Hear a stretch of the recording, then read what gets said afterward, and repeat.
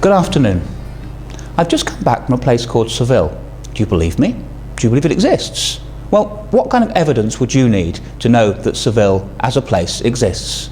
You may or may not know that Seville is quite famous for its oranges. You may have eaten the marmalade. So I brought back from me an orange from Seville. Is this enough proof? Or do you need something more? Well, maybe you do, because perhaps the orange just came from the local supermarket. So what about this? Here's a receipt from a visit to the cathedral at Seville. Is that enough? Or do you need something more?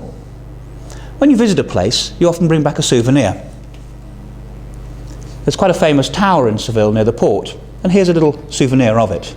So we have the orange, the receipt, and the tower. Enough? Or maybe here are some pictures that I took while I was in Seville. So all those things together, are they enough evidence for you, or would you not believe Seville exists unless you go there?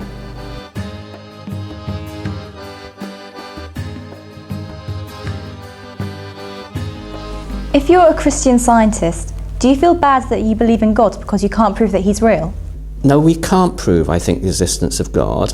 And I think in a way it's important that we can't, because God's given us free will. And if I could prove that God existed to everybody, then everyone, I think, would have to believe in God, and so our free will would disappear.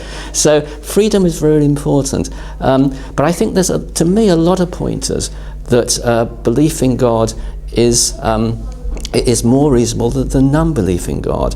So, for example, if you look at the chances of life developing on Earth, it really is very, very slender. So I think there are a lot of pointers towards God. We can't prove him, but I think my science is consistent with my belief in God.